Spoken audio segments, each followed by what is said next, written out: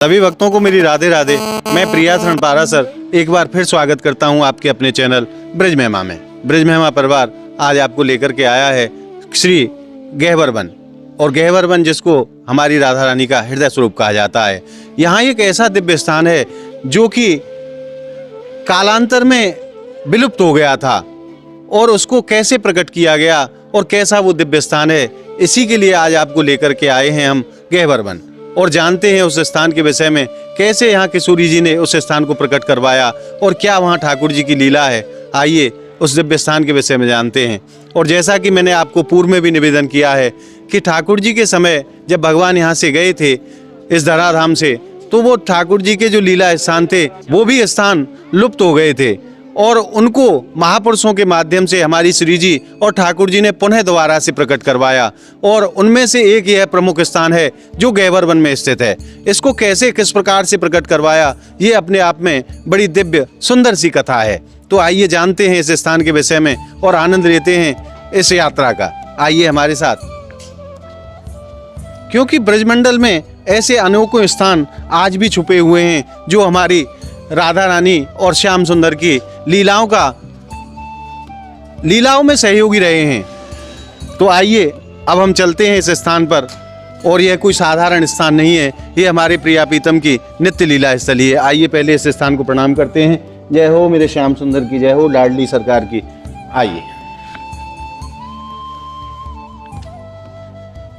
ये अपने आप में 5,500 साल पुराना स्थान है जो हमारे ठाकुर जी और किशोरी जी की लीलाओं में सहयोगी रहा है, और समय के हिसाब से यह लुप्त हो गया था। इसको पुनः महापुरुषों के माध्यम से हमारी किशोरी जी ने प्रकट करवाया। आइए उस स्थान के विषय में जानते हैं, क्या यहाँ लीला हुई है और क्या यहाँ की महत्वता है। सर्वप्रथम आपको मैं दर्शन करा देता हूँ। ये वही दिव्य स्थान है जिसे रासमंडल कहा जाता है। यह गहवर कुंड के राधा सरोवर के पावन तट पर विराजमान है।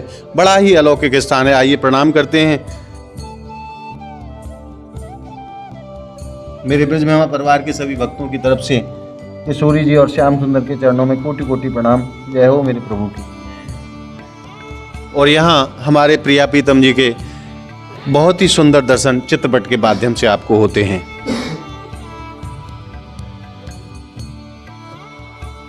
आइए अब इस स्थान के विषय में जानते हैं। यहाँ के स्थानीय ब्रजवासी जो भैया हमारे साथ हैं उनसे इस स्थान की लीला के विषय में जानते हैं, कैसे ये ठाकुर जी ने यहाँ प्रकट करवाया पुनः, और क्या लीला हुई है यहाँ। तो आइए चलते हैं उनके पास। भैया जी राधे राधे। राधे राधे। मैं उदय ब्रजवासी। जैसे यहाँ जो ठाकुर जी की लीला हुई है इस स्थान पर, वो क्या लीला है और कैसे इस स्थान को पुनः प्रकट किया गया, क्योंकि ठाकुर जी के जो लीला स्थल थे वो ठाकुर जी के समय लुप्त हो गए थे, और पुनः महापुरुषों के माध्यम से ठाकुर जी ने इन स्थानों को दोबारा से प्रकट करवाया। तो ये जो स्थान विलुप्त हो गया था, जमीन के अंदर धस गया था, उसको कैसे पुनः यहाँ प्रकट करवाया, किन संतों को यहाँ किशोरी जी ने प्रेरणा दी, और कैसे इसका पुनः जो है दर्शन भक्तों को सुलभ हुए। एक बाबा हैं जिनका नाम है फलारी बाबा जी। वो ब्रजवासी संत हैं, वो विरक्त संत हैं। एक दिन यही निवास करते हैं। हाँ, वो ब्रज में ही निवास करते हैं। रंग देवी राकोली गांव है, जो रंग देवी है ना 7 नंबर की अष्ट सखी की। जी महाराज। तो रंग देवी के गांव राकोली में वो बाबा रहते हैं, पहाड़ों में रहते हैं, बहुत भजन करते हैं। उनका नाम है फलारी बाबा। तो उनको एक दिन साक्षात श्री जी ने स्वप्न दिया कि हे बाबा महाराज, एक हमारो रास मंडल, नित्य रास मंडल जो कुंड की दाईं तरफ और जमीन में दबा हुआ है। तो बाबा जब स्वप्न में खड़े हुए तो बाबा को लगा कि ये स्वप्न है, फिर साक्षात श्री जी ने बताई। तो जब बाबा को संदेह हुआ तो बाबा ने आके ब्रजवासीन से चर्चित करी कि हे ब्रजवासियों, मुझको रोज श्री जी नित्य प्रतिदिन दर्शन दे रही है एक दाईं ओर, और नित्य रास मंडल दबा हुआ है, और उसको जो खोदो निकालो, पुनः उसको प्रकट करो, निकालो। तो ब्रजवासी ने कही कि बाबा ये कल्पना है या कोई प्रमाण। तो बाबा ने कही कि एक बार प्रयास तो करो। तो जब सब ब्रजवासी ने मिलके प्रयास करो तो श्री जी को नित्य रास मंडल प्रकट भयो, जहाँ पे आज भी राधा रानी हमारी नित्य रास करें, और 9 बजे के बाद इसमें कोई नहीं आता।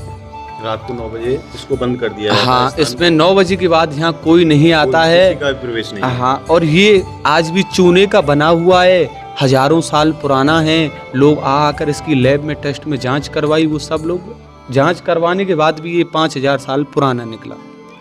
सोचो कि आप ये 10-15 फुट नीचे कितने समय में गया होगा। श्री जी का नित्य रास मंडल है, जय जय। इसी का यही व्याख्या है श्री राधे की कि आज भी राधा रानी या रास मंडल पे और लीला करें हमारी। जब हमारी श्री जी काजल लगाएंगी तो कुंड की दाईं ओर नित्य रास मंडल पे बैठ के ही काजल लगावें। ये उनकी श्री जी की श्रृंगार स्थली भी कह सकें और नित्य रास मंडल की लीला है। यहाँ पे भगवान अष्टसखी सब आके यहाँ बैठे तो उनकी प्रकट स्थली को ब्रजवासी साधु संतों के द्वारा से इसको प्रकट किया गया। ये वही स्थान है, ये वो स्थान है। सभी ब्रजवासी साधु संतन ने जो कि मेहनत करके और उसको प्रकट किया है। बहुत सुंदर महाराज। मैं आपसे निवेदन करूं कि ये जो महाराज जी जो ब्रजवासी भैया जो हमें ये घटना यहाँ की बता रहे हैं कि उन संत भगवान को जो दर्शन दिया हमारी राधा रानी ने, वो कुछ ज़्यादा पुरानी बात नहीं है। ज़्यादा से ज़्यादा 8 से 10 साल रहे होंगे। 8 से 10 साल पुरानी एक घटना है कि किस प्रकार से यहाँ फलारी बाबा जो पहाड़ में रह करके नित्य भगवान का भजन किया करते हैं, बड़े अद्भुत संत हैं और पिछले लगभग 15-20 साल से उन्होंने अन्न त्याग रखा है। उनको समस्त ब्रजवासी फलारी बाबा के रूप में जानते हैं, नाम से जानते हैं।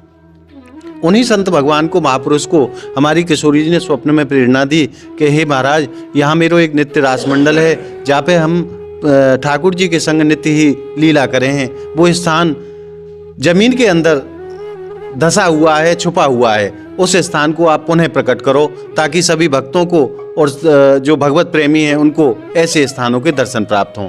पुनः जब बाबा सुबह जगे तो उन्होंने ब्रजवासियों से चर्चा की इस बात की, और ब्रजवासियों ने कहा बाबा कोई प्रमाणिक बात हो तो बता, नहीं तो ऐसे ही खामा सपने की बात है, हमें मत बतावे। बाबा बोले, विश्वास के संग बाबा ने कही कि एक बार आप प्रयास तो करो, वहाँ खोदो तो सही, तब आपको पता चलेगी। तो ये जो स्थान है ये राधा सरोवर के पावन तट पर दाहिनी ओर बना हुआ है और यहीं उन ब्रजवासियों ने यहाँ खुदाई की। तो वास्तव में यहाँ जो प्रकट स्थल है जो आप दर्शन कर रहे हैं, यही दिव्य रास मंडल यहाँ प्रकट हुआ और आज समस्त संसार को और समस्त भक्तों को इस स्थान के दर्शन सुलभ हो पाए उन महापुरुषों के माध्यम से। हमारी श्री जी ने उनके ऊपर कृपा की और उन संत भगवान को निमित्त बना करके हमारी राधा रानी ने इस स्थान को पुनः प्रकट कराया। और समस्त ब्रजवासियों का और सभी संतों का ऐसा मानना है कि आज भी इस स्थान पर किशोरी जी श्याम सुंदर के साथ नित्य पधारती हैं और नित्य यहाँ लीला होती है। इस स्थान पर 9 बजे के बाद आना वर्जित है। इस स्थान पर ताला लगा दिया जाता है और यहाँ पशु पक्षी मनुष्य इत्यादि कोई भी नहीं आता है, क्योंकि रात्रि में हमारे प्यारे श्याम सुंदर और राधा रानी अपनी सखियों के साथ आज भी नित्य यहाँ लीला करते हैं। यह कोई साधारण स्थान नहीं है, अपने आप में बड़े अद्भुत स्थान है।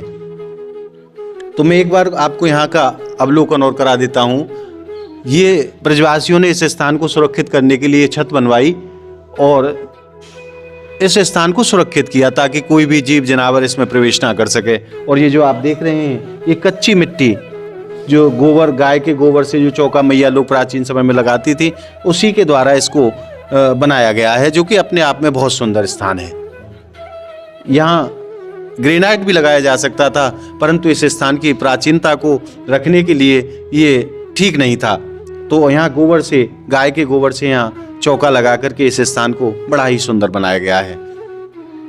आज आपने और हमने यहाँ इस स्थान के दर्शन किए जो हमारी राधा रानी की नित्य लीला स्थली है और यहाँ ठाकुर जी और राधा रानी नित्य लीला करते हैं। इस स्थान के दर्शन के बाद एक और महत्वपूर्ण स्थान है जो राधा सरोवर के पावन तट पर विराजमान है। आइए चलते हैं उस स्थान पर जहाँ हमारे ठाकुर जी ने क्या लीला की है। वहाँ बड़ी अद्भुत लीला हुई है हमारे ठाकुर जी की और राधा रानी की। आइए उस स्थान के भी आपको दर्शन कराते हैं जो अपने आप में बड़ा अद्भुत स्थान है। ये ब्रजवासी भैया जो हमारे साथ हैं, इनके सानिध्य में ही वही यात्रा हम करेंगे और वहाँ जानेंगे उस लीला के विषय में कि यहाँ ठाकुर जी की क्या लीला है, क्या लीला हमारे श्याम सुंदर वहाँ करते हैं। तो आइए चलते हैं उस स्थान की यात्रा पर और आनंद लेते हैं उस स्थान की मंगलमय दर्शन का।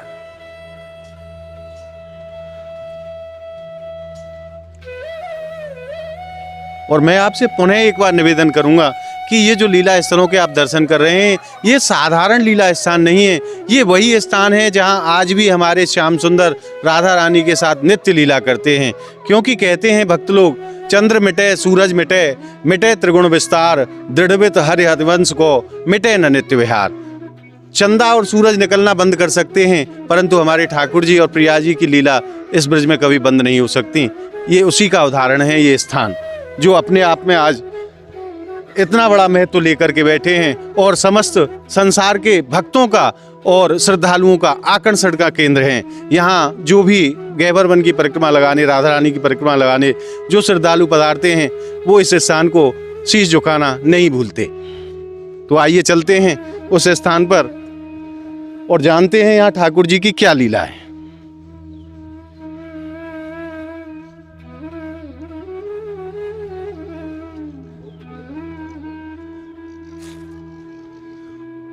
और यहाँ से बरसाना के एक प्रमुख स्थान जहाँ ठाकुर जी साक्षात आज भी मोर बन करके नाचते हैं, वो स्थान आप पहाड़ी के ऊपर दर्शन कर रहे हैं। ब्रह्माचल पर्वत पर स्थापित यह स्थान जिसको समस्त संसार मोरकुटी के नाम से जानता है, ये वही स्थान है जहाँ प्यारे श्याम सुंदर स्वयं मोर बन करके नाचते हैं।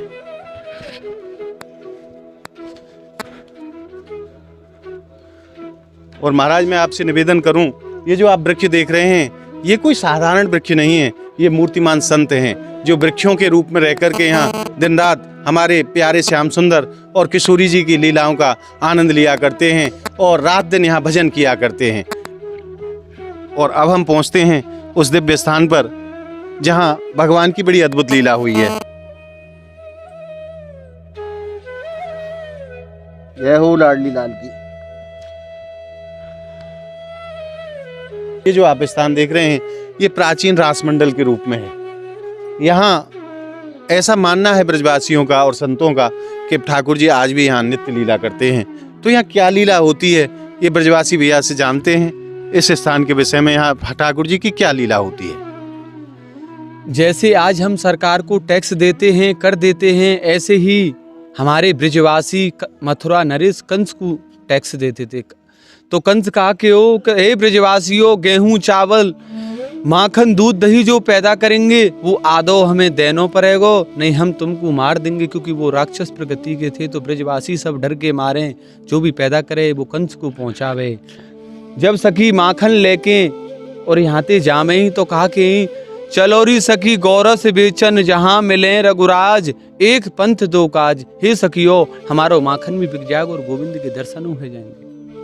तो जब हमारी एक दिना सखी हमारी जा रही हैं सांकरी खोर में है के, तो कहा कह रही हैं, एक दिना कह रही गोविंद नजर ना आ रहे, आज कहाँ गए। तो अचानक थे हमारे गोविंद बिहारी और पेड़ पे बैठे, पेड़ पे बैठ के और सकीन के आगे कूद पड़ते हैं कि हे सखियो तुमने हमको याद करो और हम प्रकट हैगी।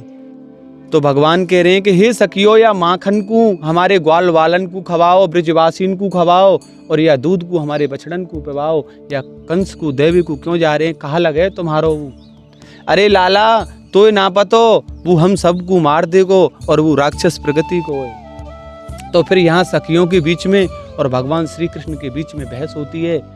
हिरी कैसो मांगे दान दही को, मार गिरो खे गिरधारी। अष्ट सखी कह रही हैं भगवान थी, क्योंकि पहले तो सब पद में बोलते थे, आज अब तो सब लोग ऐसे हैं ना क्योंकि पढ़े लिखे ज्यादा हो गए। तो क्या कह रही हैं, हिरी कैसो मांगे दान दही को, मार गिरो खे गिरधारी। भगवान कह रहे हैं नित्य प्रीति निकल जाए चोरी सो गोरी बरसाने वारी।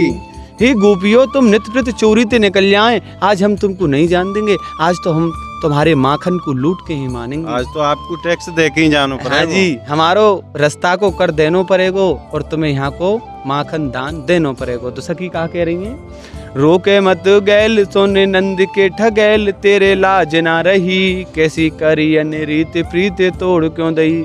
हे गोविंद हम तेरी मैया से जाके कह देंगे कि तू हमारे रास्ता को रोके है, हमें छेड़े है और हमें परेशान करे।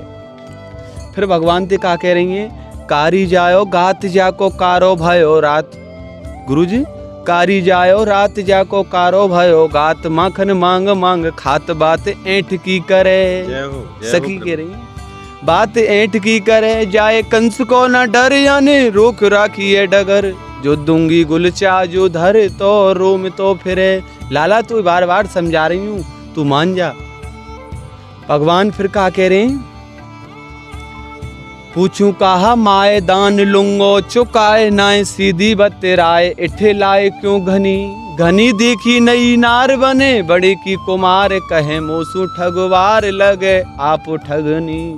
ठगने ना तेरे चपले गुजरिया हृदय की कारी, ठगने ना तेरे चपले गुजरिया हृदय की कारी, कैसो मांगे दान दही को मार्ग रोके गिरधारी। फिर क्या बात हो रही है आपस में, भगवान को अष्ट सखी चढ़ाती हैं, घरे घरे मांगती फिरे छाछ छैल तुम कहाँ के बलधारी। भगवान ते कह रही हैं अष्ट सखी के घरे घरे मांगती फिरे छाछ छैल तुम कहाँ के बलधारी। भगवान कह रहे हैं सखी रुक, तू कावल देखेगी मेरो, भले देखे कंस मेरो, भाई मारूंगो सवेरो, का फूफा लगे तेरो रटवाई की रही, रटवाई की रही, रहियत बाबा घर बसे तेरी सी 100 गोबर वारी। तो भगवान और अष्ट सखियों के बीच में यहाँ बहस होती है। बहस के बाद फिर अष्ट सखियों पे ठाकुर जी मटकी लेकर फोड़ देते हैं। ये उनकी सबसे प्रथम मटकी की स्थली है, प्राचीन रासमंडल है। गहवर वन में जो ठाकुर जी की मटकी फोड़ लीला हुई है वो सबसे प्राचीन और प्रथम लीला यही हुई है। ये वही स्थान है जहाँ आज भी भादों के महीने में लीला के माध्यम से वो दर्शन सभी भक्तों को कराए जाते हैं। और इस लीला का दर्शन आप हमारे चैनल पर वीडियो में आप कर भी सकते हैं, क्योंकि स्पेशली राधाष्टमी महोत्सव के समय जो वीडियो बनाई गई थी उसमें इस लीला के भी दर्शन बहुत अच्छे से कराए गए हैं।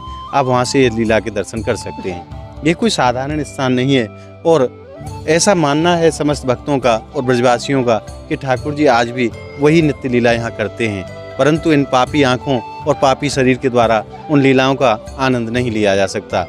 इन लीलाओं के माध्यम से, इन लीलाओं को किस माध्यम से प्राप्त किया जा सकता है, किस माध्यम से देखा जा सकता है, उसके 2 ही मार्ग हैं। या तो हमारी किशोरी जी जिस जीव के ऊपर कृपा करें तो जीव को ऐसी लीलाओं के दर्शन सुलभ हो पाते हैं, या भक्ति के मार्ग के द्वारा। भक्ति की अगर आंखें लगा ली जाएं, या दूसरे शब्दों में मैं कहूँ तो भक्ति का चश्मा अगर इन आँखों पर लगा लिया जाए तो उन चश्मा के माध्यम से, जो भक्ति रूपी चश्मा है उसके माध्यम से इन लीलाओं के दर्शन आज भी किए जा सकते हैं। भैया जी, आपने इतनी सुंदर ठाकुर जी की लीला को वर्णन करो, ऐसे स्थानन के हमें दर्शन कराए, आपको बार बार धन्यवाद। जय हो, राधे राधे। राधे राधे। तो आज आपने भगवान के ऐसे दिव्य लीला स्थान के दर्शन का जो आनंद प्राप्त किया, वो आनंद आपको कैसा लगा हमें कमेंट के माध्यम से बताएं। और हमारी इस वीडियो को आप ज़्यादा से ज़्यादा लाइक करें, ज़्यादा से ज़्यादा शेयर करें, क्योंकि सभी भक्त जो यहाँ आ नहीं पाते वो ऐसे लीला स्थानों के दर्शन करें और अपने जीवन को उन दर्शनों के माध्यम से धन्य बनाएं।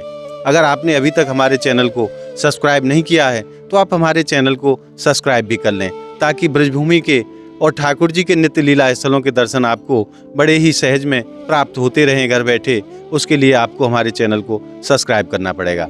मिलते हैं अगली आने वाली अनोखी और अद्भुत ऐसी ही किसी दिव्य वीडियो के साथ। तब तक के लिए राधा सरोवर के पावन तट से सभी भक्तों को जय जय श्री राधे।